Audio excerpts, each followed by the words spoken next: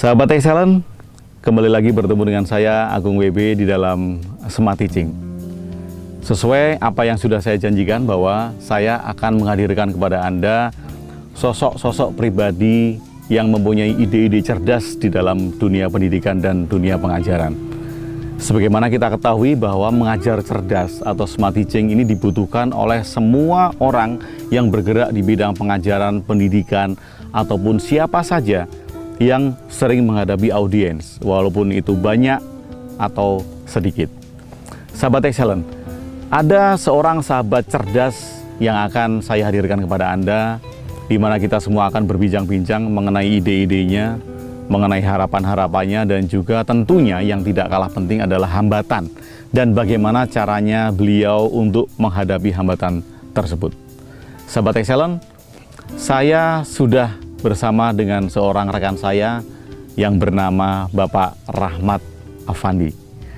Pak Rahmat, apa kabar Pak Rahmat? Alhamdulillah baik. Wah, Luar biasa. ini semakin semangat setiap hari dalam bidang pengajaran, dalam bidang pendidikan. Nah, Pak Rahmat, boleh ceritakan sedikit kepada sahabat-sahabat Excellent di sini. Sebetulnya posisi Pak Rahmat di dalam dunia pendidikan itu ada di mana, Pak? Ya, terima kasih Pak Agung. Saat ini saya sebagai guru, tenaga pengajar, tenaga pendidik di SD Bekasi Jaya 1, Kecamatan Bekasi Timur, Kota Bekasi. Tepatnya saya sebagai guru kelas 6. Di samping itu, saya juga kebetulan sebagai penulis, menulis buku-buku parenting yang ya ada hubungannya dengan dunia kependidikan, dengan bagaimana cara mengajar, terutama cara mengajar anak.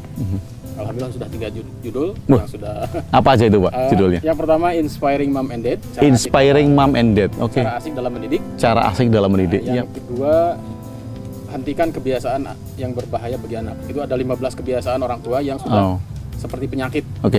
Artinya ini adalah kebiasaan orang tuanya terhadap anak yang harus dihentikan. Sadar bahwa kebiasaan itu bisa membahayakan perkembangan anak. Oh, oke. Salah satunya TBC. TBC. Nah, TBC itu singkatan. Singkatannya apa, Pak? TBC. Terlalu bawel dan cerewet. Terlalu bawel dan cerewet. Oke. Salah satu. Menarik. Ada 14 macam lagi yang lainnya. Iya. Kemudian buku yang ketiga merupakan rangkuman atau gabungan dari kedua itu, yaitu huruf-huruf cinta. Huruf-huruf cinta. Mendidik anak dengan penuh cinta. Dari A sampai Z. Oh, dari A sampai Z. Jadi abjad A sampai Z ini mempunyai arti-arti tersendiri. Oke. Untuk huruf A misalkan saya mulai dari anak. Karena apa yang kita lakukan, orang tua lakukan apa saja itu demi anak. Oh. Guru melakukan yang terbaik juga demi anak. Gitu. Sampai yang terakhir adalah Z. Jadi zero to hero. Oh. Dari anak yang bukan siapa-siapa menjadi apa-apa. Kewajiban orang tua untuk mengembangkannya, mau dijadikan apa. Oke. Sampai orang tua, kita sebagai pendidik juga berkewajiban untuk mengantarkan mereka kepada suatu menjadi hero. Oke. Yap. Jadi posisi Pak Rahmat sekarang ini adalah seorang pengajar di SD Bekasi Jaya 1. Di samping itu Pak Rahmat juga sebagai seorang penulis buku di bidang parenting dan juga di bidang pendidikan. Wah, ini sangat menarik, sahabat Excellent. Seorang guru yang juga menulis buku. Tentu saja kalau sahabat bayangkan bahwa ini adalah bidangnya. Artinya Bapak Rahmat Afandi sudah mengetahui bidangnya, apa yang dikhususkannya, dan yang diriset setiap hari akhirnya menjadi sebuah buku. Ini sangat menarik. Nah, Pak Rahmat, kalau Pak Rahmat sendiri sekarang menerapkan satu metode mengajar yang saya lihat dan saya dengar adalah kadangkala ini keluar dari kebiasaan, keluar dari aturan-aturan yang ada. Nah, keluar dari rutinitas yang biasa. Keluar dari rutinitas yang biasa. Nah, sedikit Bapak ceritakan sebetulnya mengajar cerdas bagi Pak Rahmat itu seperti apa sih? Ya, mengajar cerdas bagi saya adalah bukan rutinitas yang seperti biasa. Mungkin istilahnya textbook gitu ya. Apa yang ada di buku itu yang dilakukan. Sedangkan kita tahu dunia pendidikan yang sekarang itu sudah sangat dinamis. Perkembangan anak sudah semakin maju. Mereka berani mengkritik kita. Anak-anak ini. Anak-anak itu sudah berani mengkritik kita. Kalau kita ada kesalahan, mereka secara terus terang mengatakan kepada kita. Dan itu kita harus sikapi dengan arif. Tidak boleh menyalahkan mereka. Walaupun posisi kita sebagai guru, kita manusia. Kesalahan itu kan terlihatnya oleh orang lain. Itu kita terima. Nah, bagaimana menyikapi dunia pendidikan yang dinamis yang sudah maju itu? Ya salah satunya yang saya lakukan adalah kita harus keluar dari kebiasaan. Kita memberdayakan potensi anak.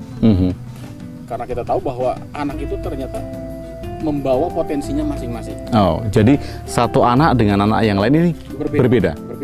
Belum tentu yang satu itu pandai matematika, yang satu diharapkan pandai matematika juga. Belum tentu seperti itu. Kurikulum yang ada, ya. Pembelajaran yang ada itu menyamaratakan. Iya. Kalau istilah dosen saya itu adalah sekolah kambing. Oh, sekolah kambing. Oke. Itu kan ekstrim sekali. Gitu. Jadi kita sedapat mungkin mengoptimalkan potensi dari anak, termasuk dalam modalitas belajarnya dari anak-anak tersebut. Karena modalitas anak belajar itu berbeda-beda. Ada yang tipe visual, auditorial, dan kinestetik. Nah itu kita harus tahu. Jadi dari awal. Gitu. Seorang guru atau pengajar ini memang harus tahu bahwa anak ini punya tipe apa. Harus tahu.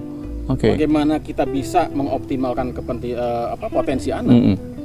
Kalau misalkan anak berbakat dalam bidang seni, tapi kita cekoki terus dengan matematika dengan hitung-hitungan, atau ada anak yang keterampilannya dalam bidang bahasa, dia kalau ada satu contoh di kelas saya, kalau mengungkapkan ide-ide, dia bertanya, itu sangat luar biasa sekali, tapi dia lemah dalam matematika. Oke.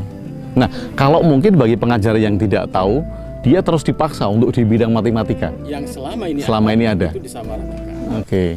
Nah, mungkin itulah yang membuat kita harus ekstra ya. Dari awal kita itu harus mengetahui. Sebenarnya sederhana apa yang saya lakukan itu adalah anak dikasih puzzle aja. Oke. Dikasih puzzle, ada petunjuk, ada gambar aslinya, ada puzzle-nya. Kalau anak dengan tipe kinestetik, dia melakukan tanpa melihat gambar, tanpa melihat petunjuk, langsung dia coba-coba. Langsung dicoba. Untuk kinestetik. Ya. Kalau tipe auditori dia baca dulu. Kemudian membacanya juga sambil diucapkan karena dia harus mendengar. Oke. Baru melaksanakan.